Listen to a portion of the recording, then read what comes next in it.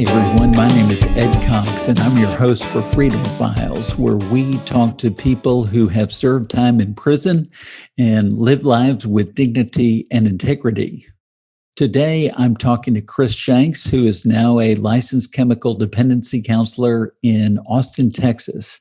Chris is a terrific and talented counselor, and we have presented on behalf of clients before the Texas Board of Pardons and Paroles in the past together. And I'm really excited to have him on the show because he has the unique experience of having been addicted himself, having gone to prison and been trained in part through a practicum through TDCJ, and now has a thriving counseling practice in Austin of his own. He's a terrific guy, and I found him to be very creative. He has lots of ingenuity, and he has a passion for what he does. So I hope that you enjoy my interview with Chris Shanks. Thanks. Well, Chris, I am thrilled to be talking to you. Thank you. Thrilled to be talking to you. Yeah. So I guess where I would like to start is just by having you tell everybody about yourself and what you do. Sure. So what I do, I'm a substance abuse counselor here in Austin, Texas. I work 100% telemed. So basically I see clients through the internet all over Texas. So that's kind of what I do. And I was prepared to kind of go into what brought me to this point, if you want. Yeah. So where did you grow up? So I grew up in Houston, Texas. I was the middle child of three. I hate to characterize it in any way, shape, or form, but from all accounts, I was an unhappy child. My parents went through a divorce at 2, and I don't know if that was the cause of me being unsettled, but I was always unsettled. It showed in my report cards. It showed in all my discipline. I had to sit at the front of the class and all the way at elementary school. They pulled me up in front of the teacher, and because I was the class clown, and I was I guess you may have called me ADHD back then. I was I couldn't conform, and I was a handful. I was a handful. So do you was that just how you were, or yeah, I'll tell you this. I didn't, I was always a behavioral problem. And to kind of fast forward it, let's say I found drugs around, so long ago. I think it was 12 or 13, maybe it's 13 or so. And I know in junior high, I was drinking before getting on the school bus. I was smoking pot. I was at Spring Ranch Junior High, and I remember it was in the 8th grade, towards the end of the year. I got arrested. They pulled me. I think I was drunk in first or second period, and when they pulled me out, I had Valium, speed, and a joint in my pocket, and shit really hit the fan, so to speak, at that point. Because that's where it all started right then, and I went from out of the frying pan into the fire. I got kicked out of school. I came to live with my dad here in Austin, my real father, and I progressively got worse, and then started my institutionalization. Before they called them drug hospitals, I was put in. It was West Oak Psychiatric Institute. They kind of tricked me into going in there, and and so that was the first rehab I was in, and they kept me pretty doped up on Thorazine. And, I remember breaking out of there twice, and that led to another hospital, and that led to a boys ranch out near Uvalde. And I kept trying to escape. And I think, that put me in front of a judge when I came home at, I think I was maybe 15. And all I knew was they were going to send me to this place, and I would go there or I would go to the streets. And this was kind of the early 80s tough love, right? And And so basically what had happened, I remember a lady asking me questions, and I agree. And then when I left there, I found I was emancipated is what had happened. My minor disabilities were removed. And I was in this place called the Shoulders. It was off Calhoun across from the University of Houston, in a really rough part of town back then. I don't know if it's still a rough part of town. Calhoun near McGregor. And it was rough. And there's about 250 convicts there in the early 80s before the prison system was expanded. And that's kind of where I started to learn about the streets, and I learned about the life I didn't want to be involved in, So that was, there was, and I guess you understand who ends up in halfway houses coming out of the penitentiary, people that don't have anywhere to go, kind of, the bottom of the barrel, and, their families don't want anything to do with them. And so, I don't think my parents meant for it to be as intense, but it was a rather intense experience. I did have a homebound teacher there, and I did stay in school. I know I ended up graduating a year late, but at that time, I had never, just to give you an example, I remember him whistling one time, and I looked around to see who the girl was, right? And there's no girl. It was me, right? And so blonde-headed little boy, and so sexual assaults, violence, all that kind of stuff ensued, and I think I was there about a year, and I finally moved out to live with my cousin, and I was working at Randall's grocery store in Houston and flipping burgers and stuff, and just staying stoned and writing myself notes to get in and out of school, because I would bring my court papers to school. And, it was kind of like the Spicoli lifestyle, that Fast Times at Ridgemont High. It was just all one big joke back then, And so, but anyways, to speed it up, I kind of, I had a chance to jump back in with my family that lived in the nice side of town, Memorial. And because of this girl I started dating, and she was from there, and we had known each other, I guess, in junior high. And so I saw that white privilege train slowing down, and, and understanding what it is taking the bus and working, for $3.33 an hour. I was, more than thrilled. My stepfather said I could come back home if I would start working and go to school half-time. So that's what I did. I didn't stop getting high. I just got a little bit more creative, and a little bit more beer, and a little bit less drugs. And, but the addiction never went away. It was still there. With the drugs and alcohol, if you look back on, getting caught with Valium, what grade was that? That was 8th grade. In 8th grade. So you're 14 years old. Yes, and looking back on that, how did you get introduced to drugs and alcohol? I got introduced through a neighbor's older brother smoking pot. And then, I had one of those moments, these just ironic moments. I wouldn't even know what the word irony meant, but a friend, his uncle had some amphetamines. He was a truck driver, if I recall, and they were RJS 1000s, these little black mollies. And I took one, and wow, this is the worst drug I'd ever done, right? And this amphetamine.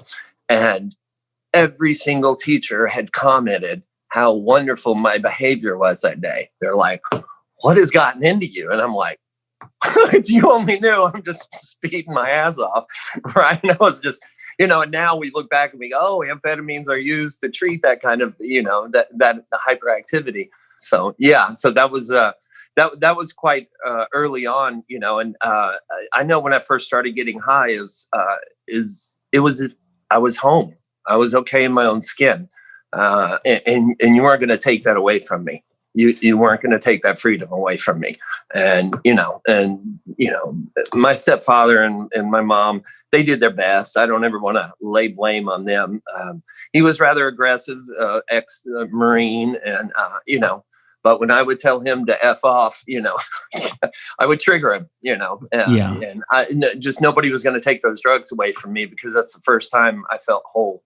you know. So once you got introduced to drugs, then how did you get access to them and have them regularly? Wow. So, you try to pick up as much as you can afford, flip half of it and do the rest. And, it's the old, buy a bag, sell as much as you can and smoke the rest kind of thing. It's the fundamentals of business, and the street business. And that's what I did, and as a matter of fact, I think that's how I ran into the girl I started dating and what have you. But when I went back to live with them, I wasn't selling pot or anything like that. I was drinking beer, and I graduated a year late. I think it was in '88 from Memorial, and I took the SAT and was able to get into Sam Houston State. So that was my first time to Huntsville, and right across from the Walls unit, and and so. Not too long after, my girlfriend got pregnant with my oldest daughter right now, and my only daughter, but my oldest kid, and so we took off to Dallas. To back up, when I was back in high school, I was working for an ads company. It was called Art Direction Services. I just went down the yellow pages and I found something in the A's. I thought advertising sounded cool. And I learned to shoot a photostat camera. And so long story short, I ended up getting a job with her family. And it was quite a large operation. And I worked third shift and I rose up through the ranks and I started doing really well. This was back in the early days, right when Photoshop was coming out, and we were using these mainframe computers, and I was doing, believe it or not, I was using beer. I was buying these guys Heineken on third shift to train me on the machine because I was kind of their assistant feeding film. And so I got trained on my own through them and finally got a shot at the big time at running one of these systems. And that's when we did what is so common today is Photoshop. And then, and as it progressed to Photoshop, I became kind of I wouldn't say a leader, but I really had a great reputation for what I did. And I was earning money and that led to flying around the country, doing consulting. I bought a house. I had a boat. We had 3 kids within a couple years. Life was really taking off, all the while drinking, So what were your skills or gifts that allowed you to excel in that industry?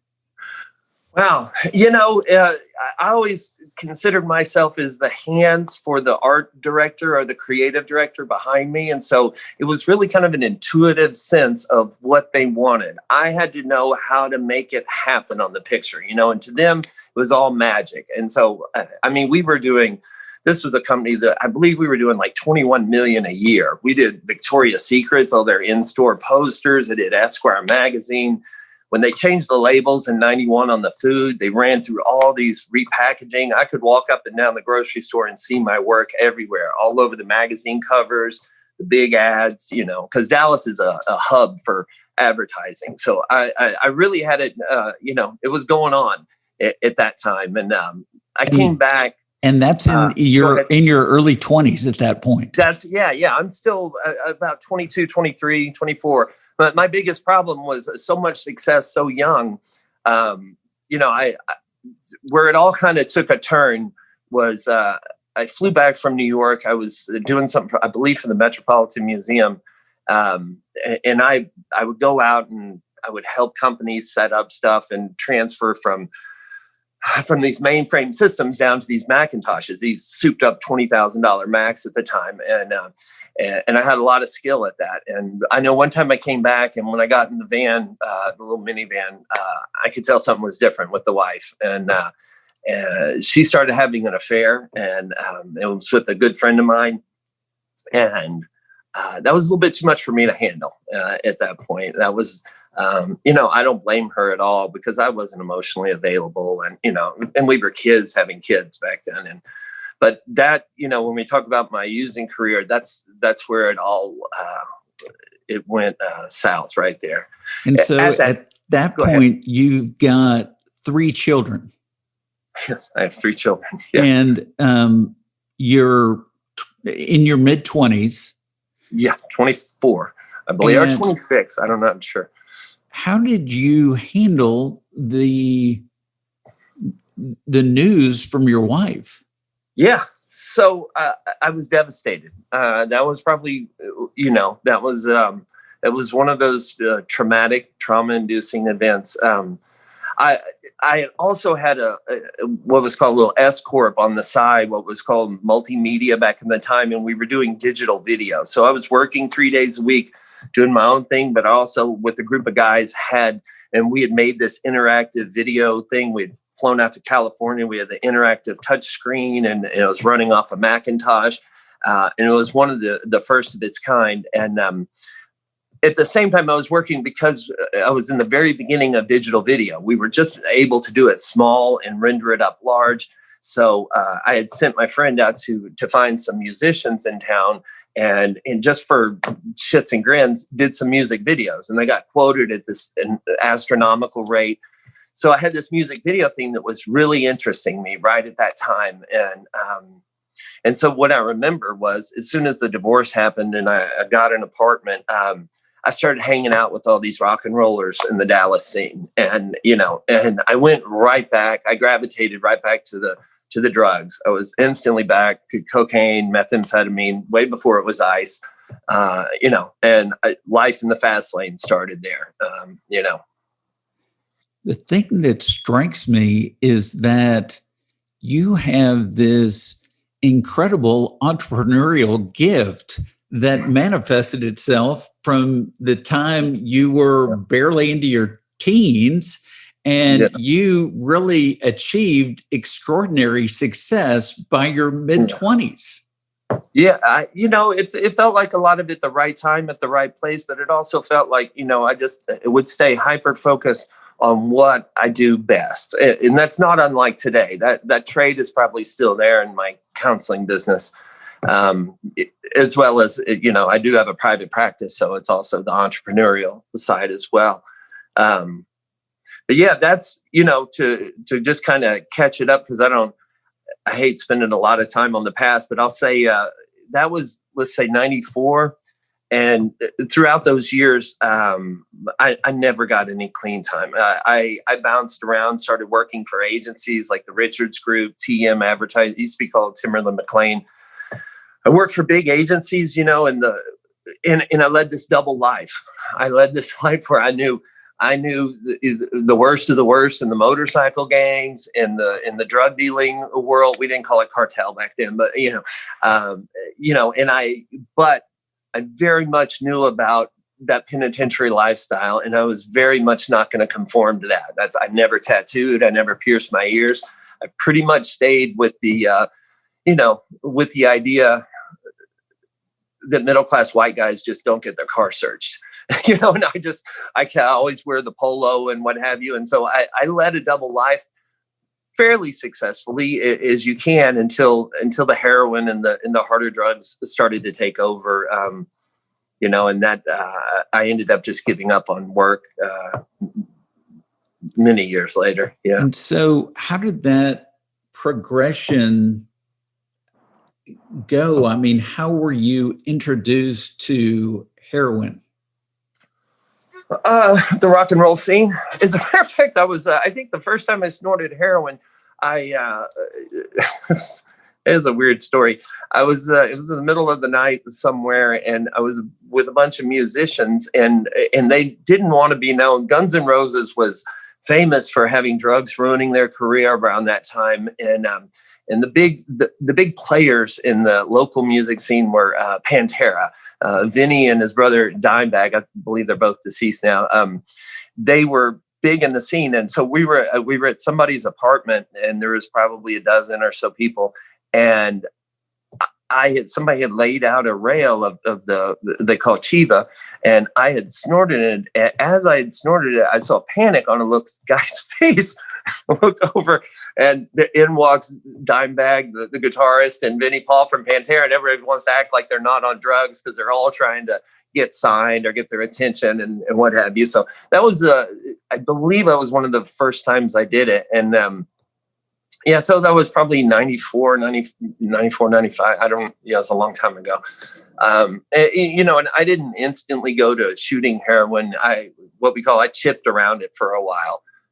I was big into amphetamine back then. We called it crank, and for some reason I gravitated towards that. And so, yeah.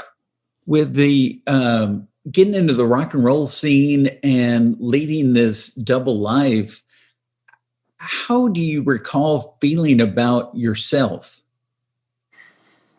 Wow. So, so to understand this, there wasn't a whole lot of self-reflection. There was a real numbness. So we're talking about lifestyle, back then where, you sleep every 2 or 3 days, you're up all the time, until your body's just so fatigued. I learned later in my career to start using GHB as a tool to knock myself down. It's the only thing that can knock down, especially when ice came out and GHB became popular.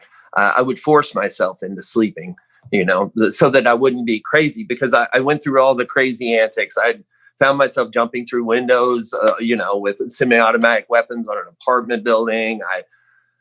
You name it, in those years, there's not much I didn't do or see, as far as the insanity of drugs and alcohol. I've been involved in so many busts and investigations and what have you, but luckily, back then I wasn't dealing, and so I never got caught up in it.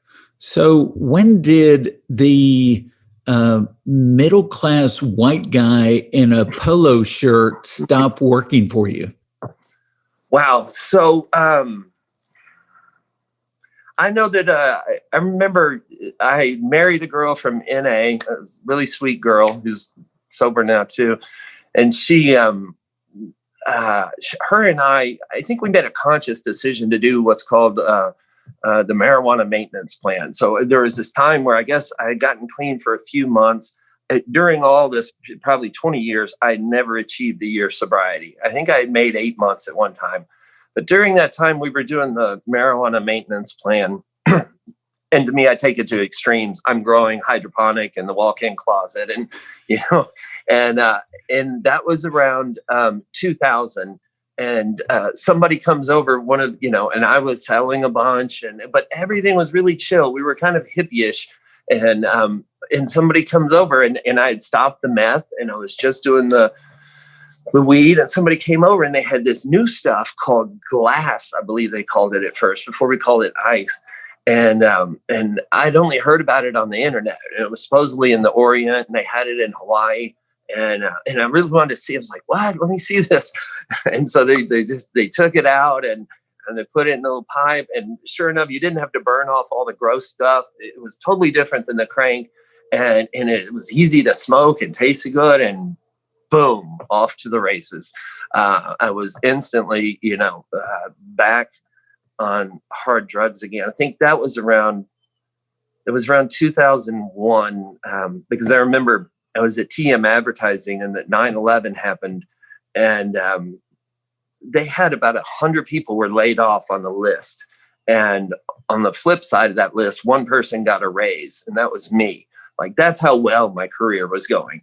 I was really moving up in the ranks, because our largest client at that time was American Airlines. So you could see why the layoffs happened. So it was, I was doing well, but I think I dropped about 50 pounds or 60 pounds when ICE came out. I went to that Skeletor, and soon, of course, they had to let me go because I was just, I was out there. And so how at the age of 33, going through all of this, did you manage to stay on top of your game in the ad industry and succeed like you did? Yeah. I would say I didn't. I would say I was a shell of my former self. The people that knew me in the retouching and the graphic arts industry, they would always talk about, I was kind of a shame, a waste, a shame of, it was a waste of talent. The people in my other life, the double life, thought I was a baller, thought I had it going on. I did everything in those years. From I had call girls that would run the people out of my townhouse or whatever at 2 a.m. And provide me with the GHB so I could knock out, go to sleep. And then, and a lot of times I was working consulting because I had the skills to go into a company and save them several $100,000 by replacing, an entire pre-press organization they used to use. So I had some companies that knew I had that problem, but they wanted me to do what I did, and I knew it like the back of my hand. So I was able to do that until really my brain just started just going on overload. When I say I went crazy, I mean, I was the shell of a person because I never ran out of drugs. And so, all those years were really a blur. I can remember a lot of the stories and stuff. When I talk in rehabs, I don't like going into details because sometimes it feels like I'm glamorizing it. There's anything but glamour. I alienated my children. I was a horrible father. 2 of my kids, my boys still don't talk to me. I left a wake of destruction in my past. It was, it was not glamorous by any stretch. And so when did the law catch up with you? The law caught up with me on April 7th, 2009. I had tried to get sober. I had a new girlfriend, and Jenny and I had a child. And when that child was born, I kind of had this feeling like the universe really said the gig was up. And I really felt kind of a deep conviction because I was able to kind of maintain by understanding, cause and effect and staying away from the direct drug dealing, kind of brokering people, these big dealers and stuff. And, I was the right person at the right time, and I always knew the right people, but I never ended up going down on a lot of drug investigations. I should have known because several times I had been pulled over, or there was this crazy incident that ended up on the news of something that's crazy, and they didn't arrest me for that. And they didn't arrest me in this hotel. So Dallas didn't arrest me twice.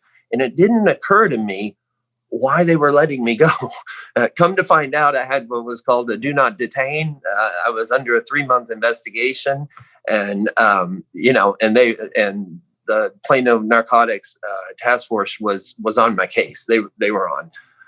A lady had, my best friend, of course, was a dealer. And a lady had, she had been caught, and they threatened to take her children away from her. And so she introduced a narcotics agent into our circle. And, I was a little wary of him at first. So I would always have a friend of mine, which they call my employee. It looks horrible on the court documents. It was not, they call it organized. It was not organized. Yeah. This is just a guy. I'm too lazy to get off the couch because of heroin and stuff. So I let other people run my errands, that kind of thing. And so that came in, and, and it culminated with, I think I had been set up by somebody, I guess 6 months prior in Irving.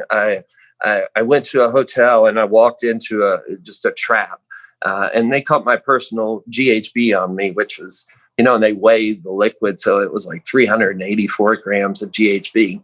Yeah. And so I hired this attorney, this guy named Tom that Yeah. Yeah. And I was trying to actually raise money for my case. And so when the opportunity came along to do this, it was a $10,000 deal on ecstasy. I kind of jumped at it.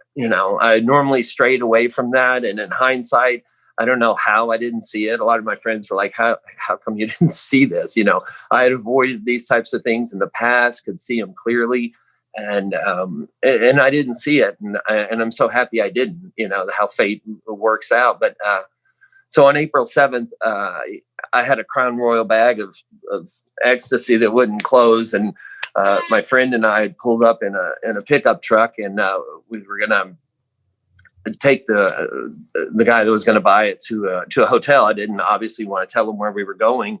So I was going to have him follow us, and he wanted us to come all the way up to Trinity Mills, which is that's crazy. So we go all the way up, which is the edge of Collin County, and as we're about to pull out, a horn goes off at the racetrack we were at, whatever the gas station, and all these people that were, I thought, getting in and out of their car, these civilians, all turned around with these massive weapons. Screaming, and my friend put his hand on that gear shift, and I am so glad he didn't hit reverse, because not only a couple of weeks later, they ended up, that same task force ended up shooting a kid, and so I was, they pulled me out. I had done heroin probably 20 or 30 minutes before then, and and I counted, I think, 13 cops, and they're high-fiving, saying, "We finally got you," or something, and I'm like, it's like, what's happening? I was in a daze, and so that's how the law caught up with me. And so, what charge did they bring against you? When I got to the magistrate, the good news was I had like 6 or 7 traffic tickets, and they threw those out. And then they came at me with a bunch of first degree, second degree, and third degree felonies. It was $700,000 bond, and then I had a $50,000 bond out of Dallas for the GHB. I had possession of methamphetamine, possession of heroin, the possession of ice. It was, I every year I posted on Facebook on my sobriety day. I blur out some of the names and stuff. I post that police report, but there was I think there was 6 felonies altogether, and so. They were not interested in me getting probation, although these were my first felonies. They told me it was not going to happen. They offered, that night for me to work my way out of it, and it just that's always felt wrong to me at a core level. And so I kind of just laughed at the guy. I was like, "There's no way." And the detective said, "Well, that's fine because we don't need it anyway. We've got you." I was like, "Well, cool." So I didn't cut a deal or anything like that, and yeah. So, I was in Collin County for a while. And so you said that you were working with Tom, and when you got this multitude of cases, then were you represented, or did you? How did you handle all? No, those I wasn't. cases? So I think Tom had, had to recuse himself for, because I didn't. That next morning, I was supposed to show up in court, pay Tom, and set off the date or whatever for the GHB case. So obviously, I didn't make that court case, and that's just I got appointed a court-appointed attorney. But in Collin County at that time, I'm not sure if they still do, but they were rotating. Everybody had to do their time. So I ended up with a very talented lady, and she shot straight with me about how I am going penitentiary, and we talked about some of the cases. She's like, "Oh, you got a little play here and a little play here, but you have no play because if you try that, they're going to throw the book at you on these other ones." And and so. The best thing was we could try to wait them out and cut a deal. And, and in hindsight, I think I kind of got played because we kept trying to come down from 20 or 15 or, we kept trying to come down. I signed off on a 10, right? But that judge raised his gavel and he said, "I'm about to sentence you to 36 or 37 years. And I thought I'd been punked right there. So I was like, "What?" I looked over at Dawn, the attorney, and she's like, "Your Honor, stop." And she pulled me aside and she goes, "No, it's still going to run underneath just a 10, right?" But when he announced how they were all cumulative, I thought I was a goner, Wow. And I'll tell you, a pivotal moment in my life happened in Collin County there. I had a cellmate that had some, was a little bit younger Hispanic kid, and he was in some kind of violent crime. But anyways, he was trying to be a tough guy or something. And we were both stressed and I was in no mood for it. And so we got in a fight in the cell and I ended up putting him in a rear naked choke. And I guess the noise and the commotion, the guards saw that. And so I got sent to solitary confinement for that for 30 days. And so on my way in, I used to sell drugs to this guy, this kind of hippie dude. And he was talking to me, raving about this spiritual guy, this Eckhart Tolle, and in that book was on the tabletop in there, and I saw it was called The New Earth, And so it said spiritual on the spine cover, and that was you were allowed to have a spiritual book and no pleasure reading. So I grabbed that, and the boss man let me take it in. And in that book, for those 30 days, 23 hours a day, reading that book, reading it, rereading it, a light went off. I was like, wow, there is something here. I'm not the voice in my head, and all the things that Eckhart Tolle teaches. And that really, it really had a big impact. It more had a cognitive impact. It really hadn't had a chance to settle from my head down to my heart or my actions. And but it did progress when I went to the penitentiary. And I got hooked up with some Buddhist organizations and other Eastern religion organizations that would write me and send books and stuff. And we have really great libraries in the TDC units I was in. So and so what did you read in Tolle's book that really impacted you? Yeah.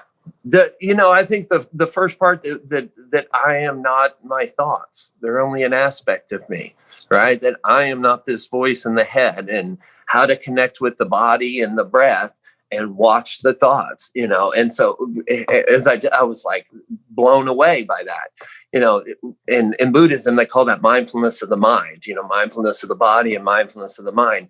And so Tolle has a very succinct way of laying that stuff out. And, and I then sent off for his Power of Now book. And when I was at the Bradshaw unit, and it didn't take right away. I ended up getting in a fight there at the Bradshaw unit. I kind of had to fight just because of the nature of, if you understand the penitentiary, if I didn't fight this guy, the white guys would have beat me up, kind of situation. And situations I never found myself in the other years that I remained in the penitentiary. As I changed, the world started changing around me. The world reflected back to me a completely different penitentiary, as I internally changed. Wow. I read somewhere that Tolle was asked about writing A New Earth. He said, I didn't want to write a book. I had this sense that a book wanted to be written. Yes. Yeah. That's a connection through presence, right? A connection with his intuition, a connection with that small, still voice, the impulse, and yeah, that's kind of, when I got out, that's kind of the way I felt about counseling. I didn't really want to be in the recovery world. I had a really bad taste, but I felt the draw to it, so. Yeah. And so what did you come to see that led to this shift, not only in your mind, but it sounds like you had this tremendous shift in your whole existence, both internally and externally? Sure. I started meditating. I bounced around from 5 prisons. I had to go back on a bench warrant to Dallas, and then they started shipping me out. Towards the Panhandle. I went out to Abilene, and then Tulia, and then upwards, and then because I had made a trustee status, and so they shipped me to a sex offender unit where they couldn't have. So I ended up working for the warden, because you can't be around free world people if you're a sex offender. So I ended up getting stuck on these weird units like that. And so while I was there, I kept to myself, and I read, and I kept to myself, and I read, and I meditated. And the more I practiced these principles and these insights into noticing the chatter in my mind, and noticing what the sense of self, the ego, the conditioned mind, and who I thought Chris was, this mental construct, and I saw how people were always reinforcing it, and I saw how violence started in the very beginning. It starts with playing around. First, it starts with identifying, I'm a drug dealer, or I'm this, or I'm that. And then they, and then they compare, and then they compare stories, and then they start joking around a little bit more. And, and that's the beginnings of the difference of people. When I don't present that, when I never told people my story, except just, in true communication, when I never put something out there, I was never offensive to people, and I didn't care to. I saw what was happening. I saw how, this mental construct of who I think I am, how I had always projected to people. I wanted them to know I'm not just a low-level street dealer, or I was a graphic artist, or, I knew famous people, or something. All of that is this mental construct. And when I stopped propping that up and just started being in the moment and just started to relate to people from the heart, from where I was, and not really try to force a reality on them. It's really hard to put into a few words, because the practice touches every aspect of your life. So what do you think it is about meditation that allowed you to develop or cultivate this authentic presence? Yeah. Well, through meditation, you start to see everything that you're not, so, as you focus in on the breath, and you really try to pay attention to the breath, the first thing, the default mode network of the human brain, the chatter mind, is going to start telling, oh no, did you email so-and-so? Did you do that? Did you, and that's actually going on all day long. We're having between, they say, 20 and 40,000 thoughts. It's happening all the time. We just don't notice it. We're in this hypnotic relationship with the chatter in our mind.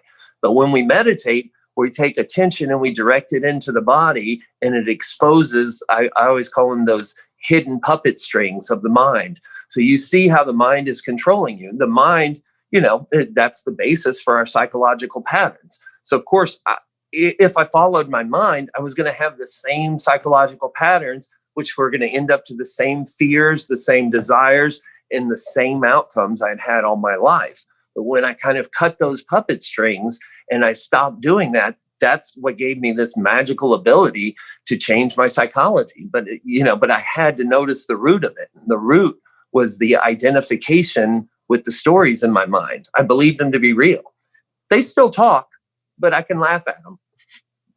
So what did you find yourself coming to believe or anchor yourself in about yourself that was new and different? Yeah, that's a great question. So that's a great word there. In the West, we value beliefs, and if there's one thing that I don't value is beliefs, right? Because beliefs are stories that I've told myself so much that I believe them to be true. And the problem that I've seen in my life and the life of my clients is we're setting up that paradigm of believing stuff. Well, we want to believe something positive because believing positive makes me feel positive. But believing negative makes me feel negative. The problem, believing positive makes me feel inspired. But the problem, and we see this, that upwards of 80% of our thoughts will be negative or critical in nature. No matter how much we want to stay with the good story, it ends up going to the bad story. So what we learn, in Buddhism or in other Eastern practices is what's going on behind beliefs. And we try, in this practice, the stuff that I practice is non-dual mindfulness. We try to identify what it is to be conscious and aware behind the stories. What's that like? The dog knows what it's like. The little infant knows what it's like. They're not caught up in their prefrontal cortex. Their stories of how it needs to be, how it should be, and so that's kind of as a foundation, that's what changed, and it's not so much a belief. It's not that beliefs are bad in the normal way of believing and feeling inspired. It's great, but this process is more experiential, so there's a difference between the explanation and the experience, right? And so I really don't mess around much with beliefs. They don't matter so much to me. Yeah. And there are times when I meditate that I have grown frustrated at the thoughts in the midst of having a desire to focus on my breathing. Sure. Or what have you. And I then I read, what you resist persists.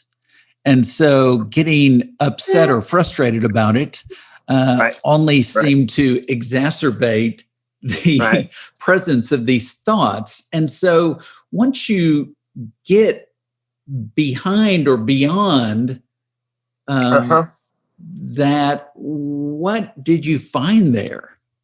Well, first of all, I want to give you a little tip here, because that is the most common problem in meditation, probably why most people, the overwhelming majority, give up, right? And so to understand the default mode network of the human brain, the chatter, we're in it.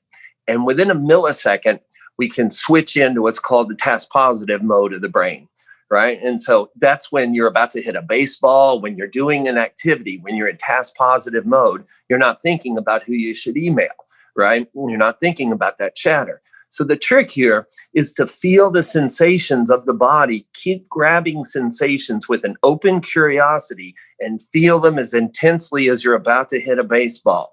When you really ground into the body, you're switching into task positive mode.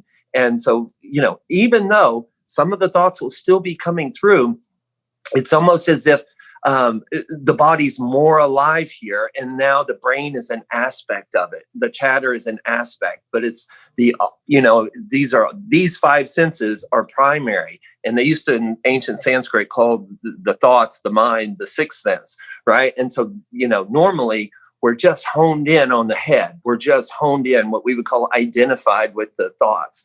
And so what we're doing, we come in and we try to balance. We do it all day long. Or, we should be doing it if we practice this. In this moment, as you're sitting there, you can start to feel your body in the chair and the flatness of your feet and the expansion. And you can pay attention to that and still hear the words I'm saying and still have the thoughts going. But we start to balance our awareness or our attention, if that makes sense. Yeah, that does. That's a great tip. So as you are meditating in prison, did there come a point when you began to conceive what your life might be upon your release? Yeah, not a clue. And I didn't, I had been training for those years to not go to the future. I stayed in the present moment. The future, because the future, if I went to the future, I wanted to be with girls. I wanted Chinese food. I wanted a picture of my boy that I hadn't seen in 4 years. I wanted these things. But if I stayed with the present moment, I finally made it to, in Huntsville, I made it to a trustee farm at the Ellis unit, and I have a fan. I have a radio. We have a softball league. I have volleyball. If I stayed in this present moment, it's fine. It's just as it is. It doesn't need a label, a judgment. It doesn't need anything. It's more than enough. But if I go and start playing that game, whether it's positive or negative, and put too much attention to over here, invariably it's going to go to what I want, what I need, what I should have, and I start to suffer. But if I keep my primary focus on what's happening in the moment and without comparing it to how it could be or should be, it's just as it is, and it's fine.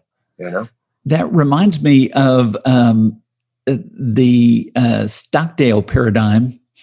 And it seems to me that Admiral Stockdale survived in internment camp in Vietnam by having faith, but staying in the present.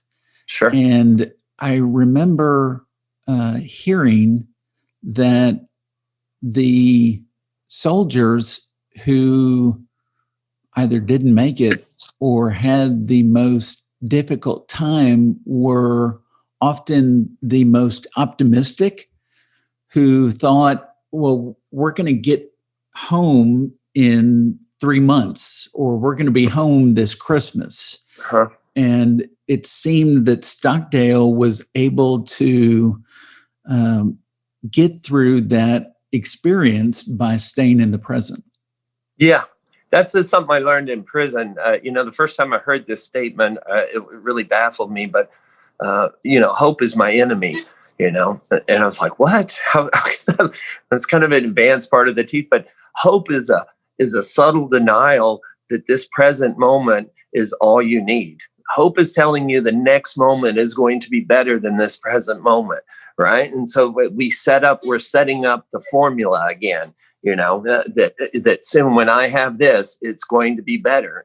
And you're denying the possibility of how that life is complete in this moment, right? Without the analyzing. I always say, look at your dog. Does he look like, you can see their piece, you can see the other animals on this planet in the moment, So. Yeah. And I remember hearing somebody talk about life as empty and meaningless. And I thought that was so fatalistic and depressing initially, but as we discussed it more, it really opened up possibilities. Sure. In terms of being and not having attachment to things as necessary or essential to our existence. Sure. Yeah. That's a very good point. Yeah. When we give meaning, we're putting our own construct of how my idea of meaning is somebody else's idea, but that's just another story trying to fit the story of our life into it to make sense. It just is as it is. And experientially, a lot of this stuff I'm talking about is, still as we talk, it's at the conceptual level. But when it comes down to the experiential level, through meditation and through mindfulness, when you back up, and not become the head, but become the witnessing presence, the consciousness, and you find that clear open space of consciousness, you're still able to move about, but not so attached to the things, and I'm very on guard of how my mind wants to compare, wants to analyze, wants to give meaning, wants to set goals, and I still do that because I operate in a relative world, but I have very much less attachment than I used to have to those kinds of things. When you were moving around and serving time in prison, what things did you learn that in hindsight you wish somebody would have told you, Chris, here are some essential things to understand and choose as you go into the system? Yeah. Don't go back on a bench warrant. I know that. Because they changed the law. That cost me $3,000 to go back, and they took it out of my commissary money. Any advice, I remember when I did get there, I had the intention that I knew that this Eckhart Tolle guy had something, and I knew I was going to find out what it was. And that's why I researched so much of Eastern religions and in different ways. I really wanted to leave, those years with something in hand, and I don't, for blanket general advice, it would be stay to yourself, you don't have to join a gang. You don't have to roll with anybody, it's prison is the same as the outside world as far as our minds are concerned. The ego just reconstructs itself, instead of money, it's stamps or soups, and instead of families, they become cliques and gangs, and so it's its own little world in there. And I would also, I would just tell people, I would want them to learn what I teach, because that's where the true freedom is, on the inside. If you can get free in here, your outside surroundings truly don't matter. And I'm constantly, I wasn't, but people are constantly in prison wanting to be on the outside as if they were happy on the outside.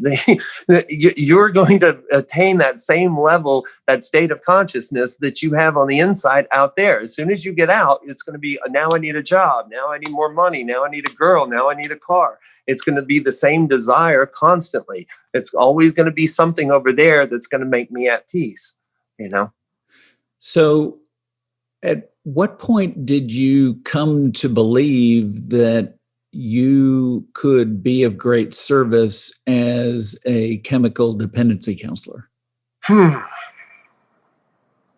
It's So I had been writing the Austin Zen Center. I got this list of all these organizations, and they would send books. And the Austin Zen Center had a pen pal program, and which I later was doing when I was going to school. I was also doing the pen pal for them. So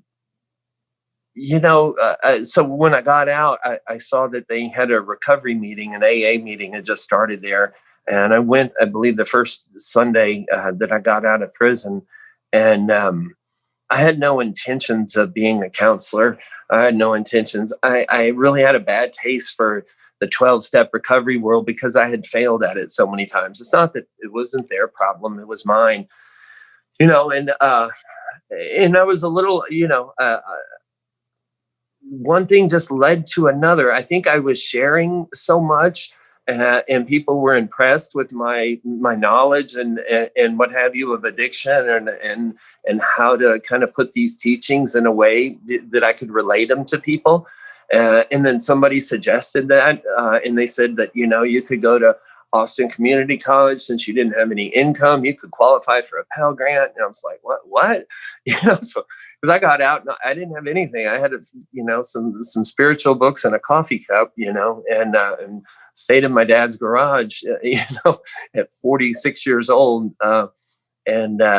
So I explored that idea and it felt right. And I started in on that path.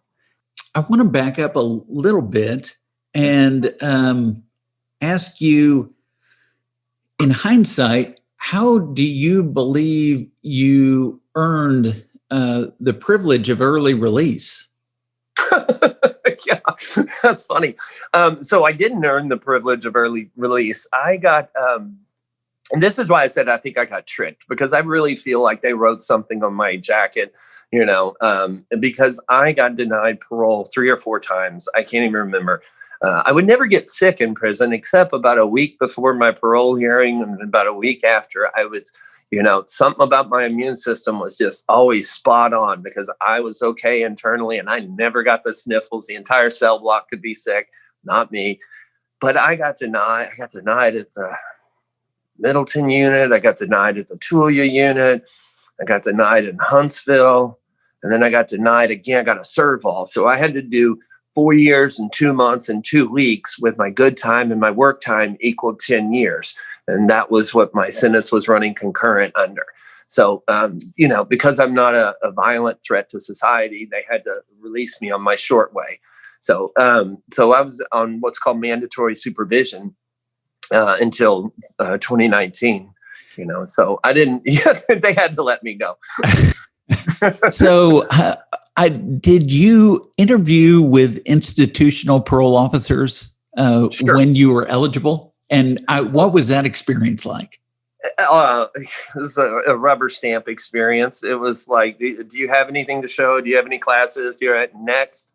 And go, and then wait to hear your thing, and always ask people at my job, whatever job I was at, to check the computer and as much as my practice, I'm by no means am I enlightened. By no means was I then, I was probably more at peace because I'm more distracted these days.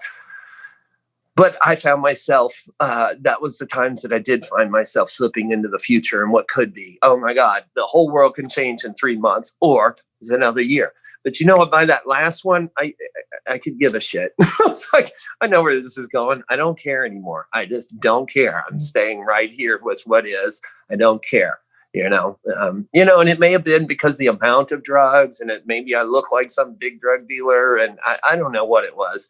But it is funny because I ended up doing about the amount of time I would have had to do on 20 years, definitely on a 15 year. That is what Collin County was wanting to give me.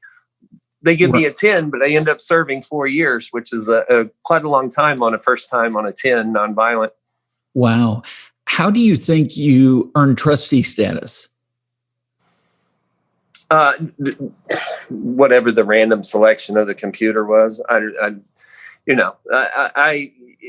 I've come to understand that, unless they're high profile cases or unless you have somebody talented like you intervening on somebody's behalf, and we should mention your good work in here because you are amazing.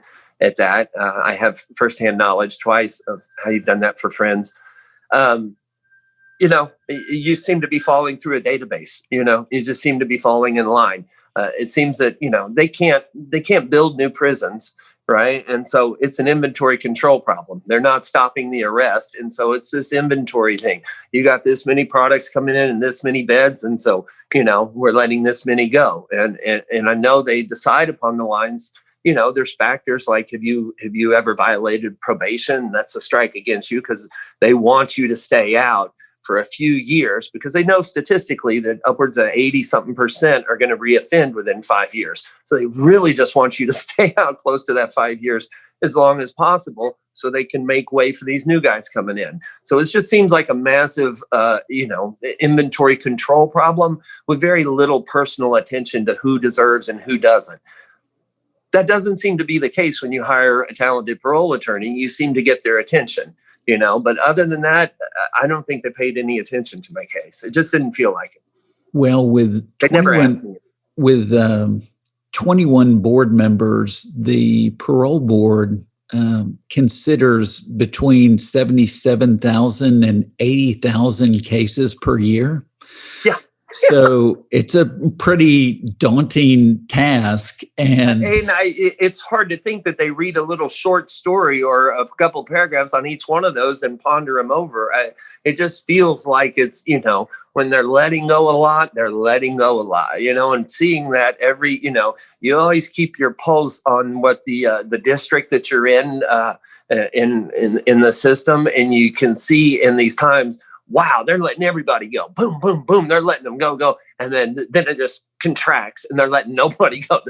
Everybody's getting set offs. And then for no reason, boom, boom, boom, they're letting them all go. And when you look at it from a big deal, you're like, oh, you can kind of see, they can't build more prisons and shrink them according to the crime rates or the arrest. So it's an inventory thing. So it seems like they get a little bit more lax, a little bit more strict, a little bit more lax, and I'm sure that's done on a database, Yeah. And so you get to your mandatory supervision date and you know you're getting released. Oh, yeah. And wow. What was it like? King of the world. King of the world.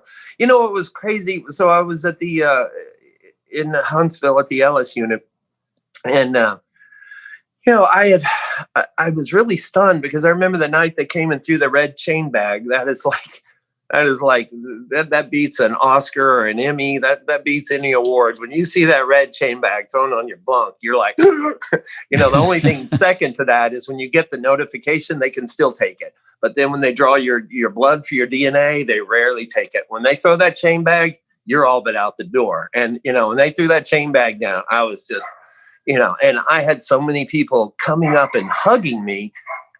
I never felt that close to all these people, but I was nice to everybody. I was polite. I really didn't like hearing their stories, but I would nod and stuff on my way back to my bunk.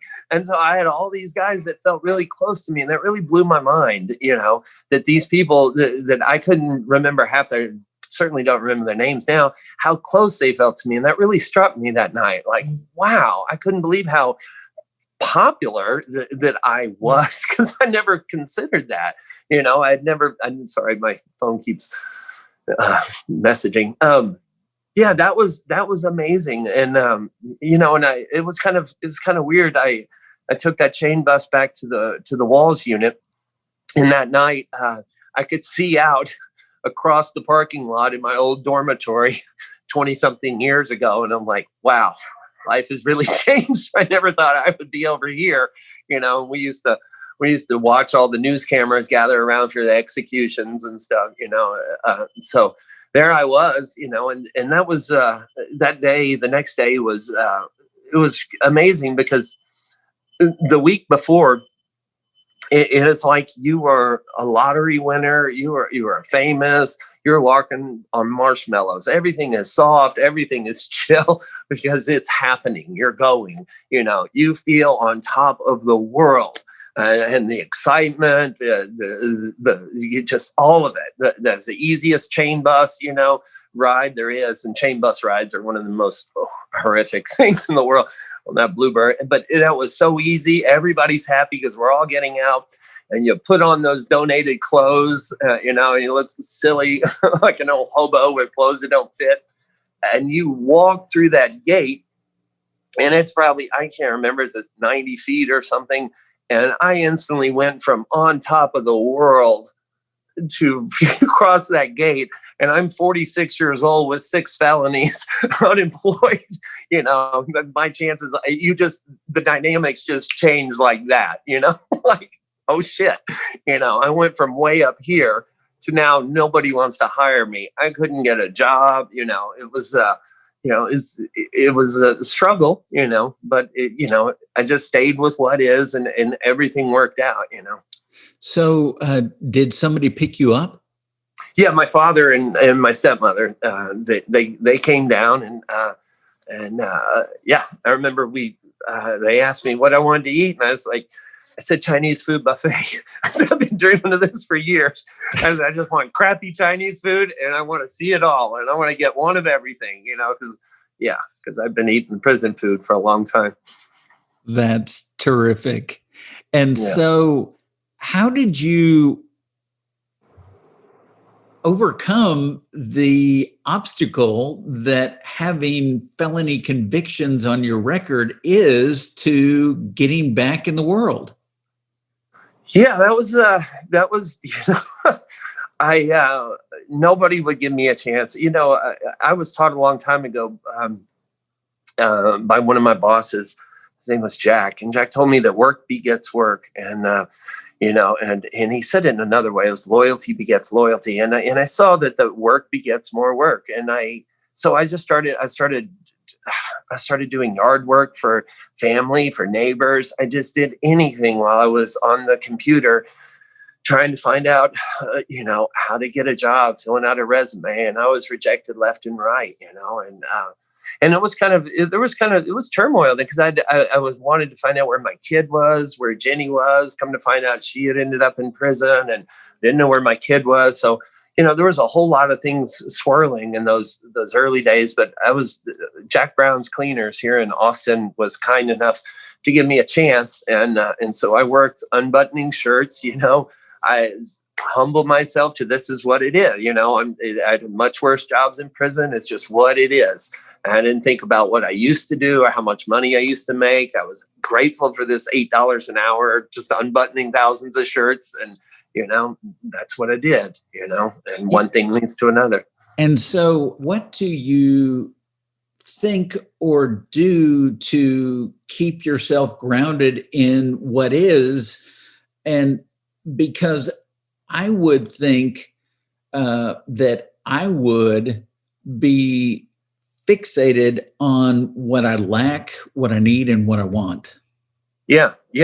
So the constant, the part that I can't put into words is the constant training of meditation. And then all day long, that meditation skill of that being lost in thought and returning to the breath, being lost, returning. Fundamentally what that is consciousness is identified with the default mode network, or it's in task positive connected to the body. It's in the present moment or it's lost. And so, as you do your half hour, whatever you can do of meditation, you're training, you're beginning the day, you're starting with that to be lost and to notice you're lost and you return and you're like, and it's okay. And I still go through that today.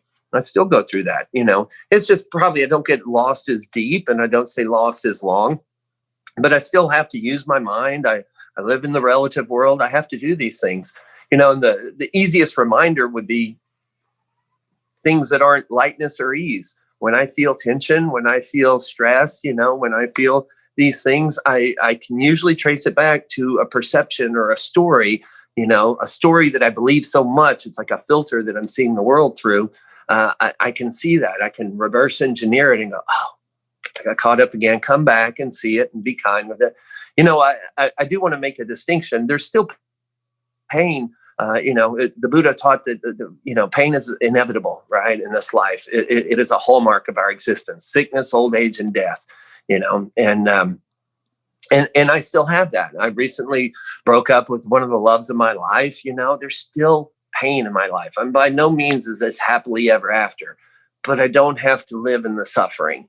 I don't have to continue that pain that is a part of our existence. I don't have to carry it on by the woulda, coulda, shouldas and the constant rehashing of it, because I'm a primate that loves movies. I'm identified with movies, whether they're in my head or on a screen. I watch a sad movie, I get sad. And so, the pain is going to be there. And when I process through that, then the rest is how my mind just continually brings it up. That's suffering. And so the training shows us how to eliminate suffering at its root cause. And so when you went to these AA meetings and you're sharing what you had learned and knew, and people are encouraging you to pursue an education, get Pell Grants, and share what you're sharing with them. Yeah. What do you think that they saw in you that you had not previously seen in yourself? Well, I didn't realize that I had such a great understanding that that what I have been doing every single day, reading through countless books, reading through countless books. That's all I did, to the detriment of my eyes, to having to go through reading glasses stronger and stronger. It's probably because I was in my 40s too. That I didn't realize that I had such a grasp of the teachings, and I'm by no means I'm not a Buddhist. I don't claim to be. I teach a secular version of that, because I keep it very clinical, right? But I guess I had a deeper understanding than I knew, and I knew how to put it into action. Right. And so when I say read a book, I don't mean just read it through one time. And I've probably read Power of Now maybe 50 to 100 times. I still have the original copy here, and the spine is broken off. One of them has, electrical tape taped all through it. I mean, I read these things daily because I wanted to understand every single concept and see how it applied in my life. I really, really studied it. It wasn't just a reading of it, So after integrating Tolle's books and everything else you're reading, and you go to school, what was that experience like in the classroom? Yeah, that was weird, being back in school with a bunch of younger people, and I'm in my mid 40s, and I haven't stepped class and step foot in a class in 25 or something years. So it was interesting, and it was kind of shocking, because I never really paid attention in school, and this time I cared, and I did real well. It was just below a 4.0. I really, it was addictions counseling, and I really liked it, it was fascinating to me. So, And so then we talked at one point about you doing practicum or training inside TDCJ, right? Yes, I did. And so what was that experience like? That was kind of crazy. So, I had been working at a treatment facility called The Last Resort out in Smithville while going to school. So I was working there third shift and going to school in the daytime. And I kept that up for about almost 2 years. And towards the end there, I needed to do my practicum, which is where you go and work with actual drug counselors. And I couldn't get a spot anywhere, but there was a place, the Kyle unit, which is a safe P. It's an in-prison therapeutic community, right? Where they send nonviolent drug offenders. And so, I thought, they'll, maybe I could try there. And so I had to, I applied, and then I was honest with them. I'm still on parole. So they sent me out. I had to go do a class out in Navasota, so Huntsville was aware that of my situation. And they said, if you do come across anybody, then we want them to be on the east side and you be on the west wing. Right. And so, and that started happening, probably every other week. It was kind of weird because there I am, suit and tie with a name badge on. I'm the laws, as they would call it.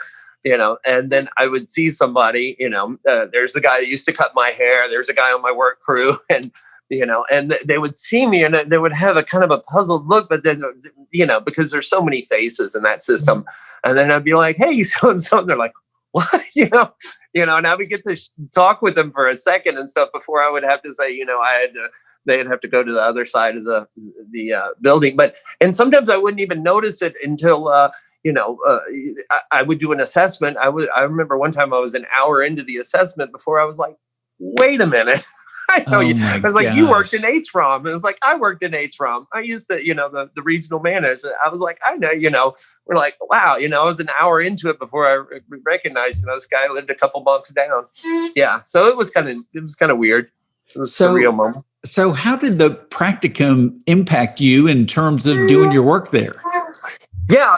It was, that's where I first started to get my voice, I started to teach. I don't teach in the traditional ways. I don't follow a traditional 12-step model or anything. Although what I teach is very much compatible with 12-step. It's very much reliance on something greater than the self, the psychology, right? And so, but I don't teach out of the cookie cutter fashion. And I was grateful that they let me kind of find my voice there, as well as the last resort. They allowed me to find my voice and teach what I knew and how I knew, to relate it to people. And so I was capturing their attention, and they, and the fact they knew I was one of them. They always were on the edge of their seats. They were very much interested. Because I was one of them. I wasn't one of these highly educated people that didn't know what they were going through. I was one of them. So when you talk to people, how do you describe your voice and how it has become so effective?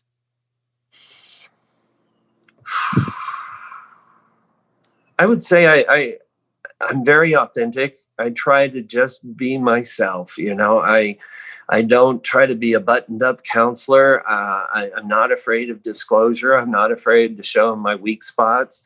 I'm not afraid to show who I am.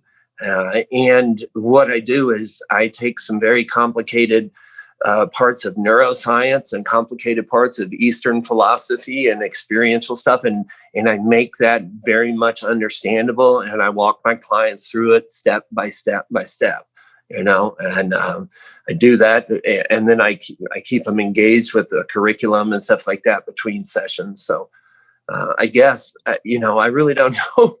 All I can do is just relay what I know, and try to be as personable as possible.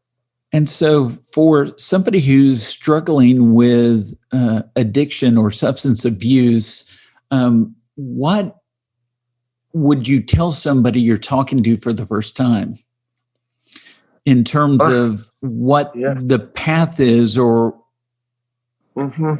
how they can get out of that? Sure. So, it all depends on the set,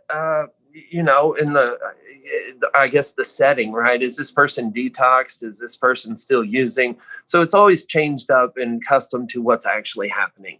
A lot of times I'm dealing with people that are still high, and I don't mind doing that. But that's a different approach than somebody that's in rehab or just got out of rehab, or somebody that's had a lot of 12-step experience and keeps failing and can't get it. And, so I can approach them a little bit more custom to each. And through my many years of chronic relapsing, I get it. I can understand. But, when I start off, my first session with them after the assessment is, I call it it's the basics, right? And that is where I work them through experientially to examine the relationship with their mind. I take a sample thought, and they give me a sample thought, and then I start querying them on who said that thought, who heard that thought, right? And then I start to talk to them about the nature of their thoughts. Like, tell me your next 3 thoughts. Do you know what your next thought's going to be? And I start showing them experiential. I'll go through like 4 or 5 to 10 different points about how the human brain is creating the mind and how you're staying in this hypnotic relationship with it.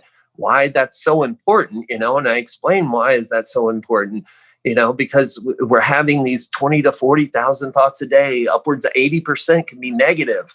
Upwards of 90%, they say, can be repetitive from earlier in the day or, earlier in your life. Why is that so important? Well, every single relapse is a sober thought. And you swore you weren't going to do this on Monday or January, and then by Friday or July, you don't give a damn.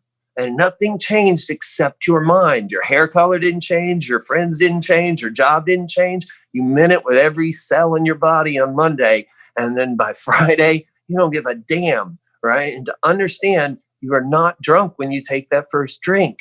You're sober, right? You are sober, just as sober as you were when you said you would never do it. And so I take them into that and show them this is the problem. This is how the mind is hijacking us. Right. And it gets a little bit trickier with addiction because we're dealing with the dopamine reward system. Right. We're dealing with reward based learning in the way the limbic system desires and it craves, and it's disconnected from the prefrontal cortex, the logic. And I teach them how we can cope through that, what we can actually do. Because when we start, if we have more than just a couple thoughts, that limbic system kicks in, and it doesn't matter if it's the diaper money or your rent money or you're going to lose your job or go to prison. We're going to surrender to that desire. And I teach them how they can actually spot this coming on and cope with it.